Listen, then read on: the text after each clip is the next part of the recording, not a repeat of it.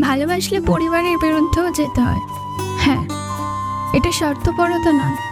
যদি আপনার পরিবার নিজের সন্তানের সুখের থেকে নিজেদের মান সম্মানকে বেশি মূল্যবান ভাবে, তাহলে দুঃখিত, আপনার পরিবারই উল্টে স্বার্থপর। নিজের জন্য বাঁচতে শিখুন, অন্যকে খুশি করার জন্য নয়। নাহলে আজ থেকে 60 বছর পর একা একটি রুমে বসে ভাববেন, নিজের জন্য বাঁচলাম কই। আপনার ভালোবাসা আপনার ভুল নয়।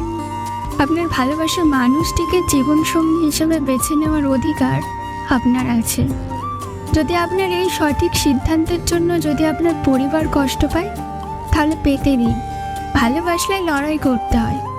যদি এই লড়াই করার সাহস আপনার না থাকে, তাহলে দয়া করে কোনোদিনও কাউকে ভালোবাসবেন না। দয়া করে পরিবারের অজুহাত দিয়ে নিজের ভালোবাসার মানুষকে কাঁদাবেন না।